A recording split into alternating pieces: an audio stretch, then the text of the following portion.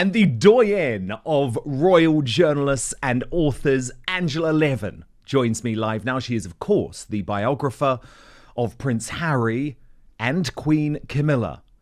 And Angela, breaking news. It's all going wrong for the Sussexes. Their chief of staff, Josh Kettler, out of a job after just 3 months. What is it about these two that means no one... Okay, I'm listening. You have my attention. ...either wants to or is able to work with them? Yes, things that they're doing are crumbling in front of your eyes. Yeah. But let's talk about Josh. He was Hey, y'all, come look at this. employed as chief of staff, and he had a very good comment about him, that he was used to working with demanding bosses in high performance companies. You serious? So you would imagine, yes, let's grab him. He's just right for Meghan. And it turns out that he's there mainly for Harry, to help him find new paths. But it's been obviously... Wait for it. not a good idea. The magazine people in America actually said that it was mutual, and it wasn't just him and it wasn't just them. They decided it wasn't suitable. But I tend not to believe that, really, because it's just before the two of them go to Colombia. This is a very, very dangerous place.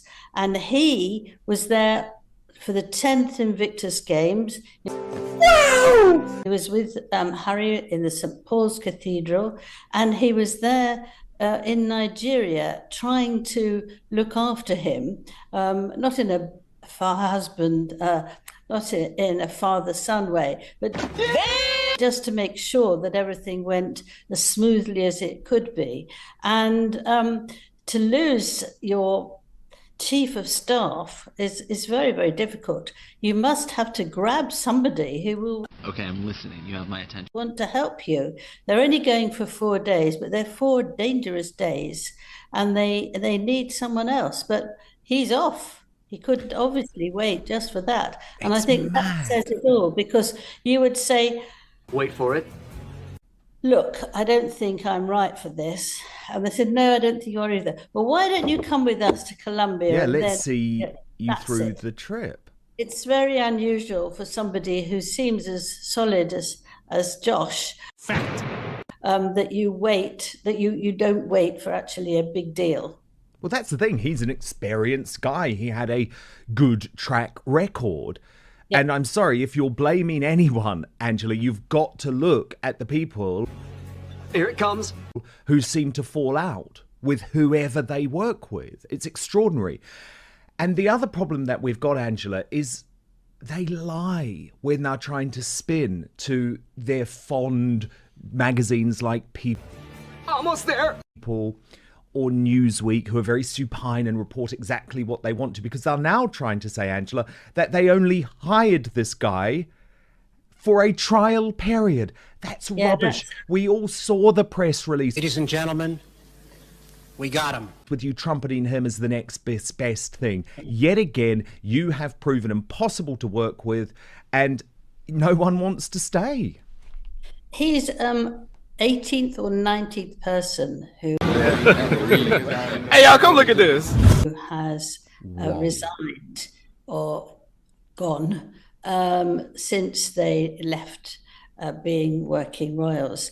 Now, that is colossal, isn't it? Because the one thing that the royals need, Stop it. even if they're not royals, that people like them need, who haven't got experience, especially Meghan. You know, you need to know how to behave, what to do.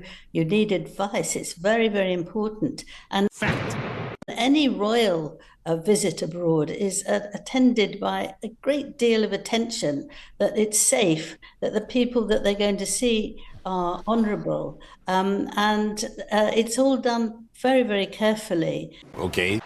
And this is an absolute disaster. But obviously, there's something there that people don't like. I mean, I know we're going to talk about this later, but Meghan can't find chefs.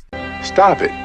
And the reason she can't find chefs, I was told, was that she wants top chefs, which sounds very nice, but she interferes with them all the time. Now, if a top chef does his work, he actually doesn't want someone coming in and saying, well, can you do this? Can you cut that a bit slimmer? You know, it actually will annoy them. And these are the sort of people who don't need a job. They can get a job 1, 2, 3.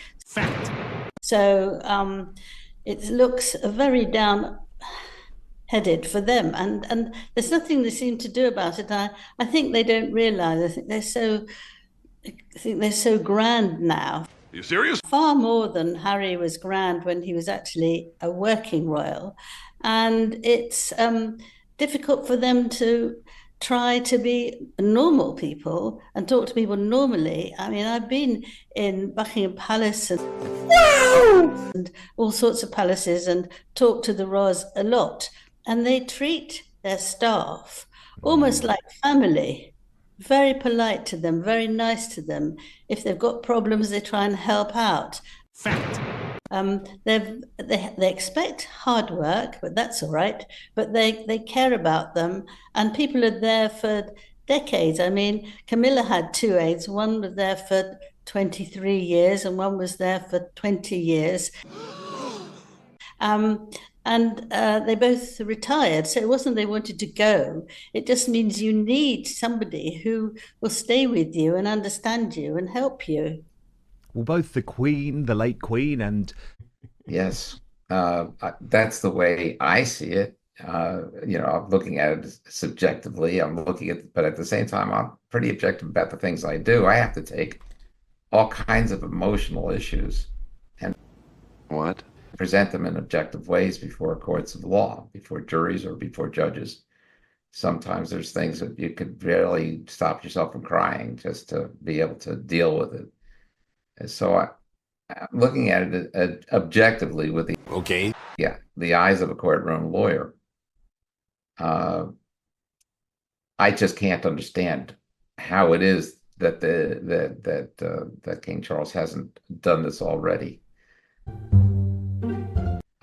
And when he passes, perhaps his older son will have the intestinal fortitude to do what needs to be done here. This guy shouldn't be in the line of succession. And think about it for a second. How much can you trust these people? I mean, as I said, when she's lying because her lips are moving. She lives in complete fantasy. She'll say anything to promote herself and say the opposite the next day. She lives this life of deceit, and she doesn't mind taking other people down with her. So, I mean, when you take a look at what these people are, I think it's actually even dangerous. I mean, we know that nobody's safe anymore. We know that Donald Trump isn't safe. We've seen that assassination attempt, 2 attempts. And who knows what else hasn't come to the surface. So, the fact of the matter is, why would the royal family consider itself safe enough? Okay, I'm listening. You have my attention. Somebody, I think, said one plane crash would take care of the whole thing and make Harry king. Yep. It doesn't make any sense that they Which is the huge concern. Which is the huge concern. I totally agree. But Wait for it.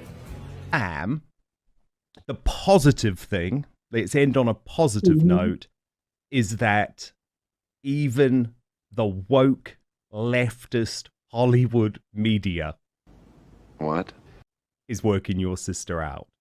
And so I know it's taken a long time for you to get there, but at least people are now starting to realize that everything you were saying was true. Well, and I think Harry, similarly with Harry, like here's the thing about the false air that comes with a title. The Jimmy Fallon thing was a prime example. Just because someone's a prince, people will get flustered and it's so sensationalistic. But then people are looking at those behaviors that contradict what they think is humanitarian, diplomatic, and right. whether you're on the left or the right politically. So Fact. it's nice to see that the woke are, quote, waking up, in my opinion. Indeed. Indeed. Well, look, you know, I'm going to keep following your case. You've got one of the best lawyers in America behind you, and Peter Tickton. Woo! So I hope that justice and also sanity prevails here. So good luck. You know, you've got my full support, and I love having both of you on Outspoken.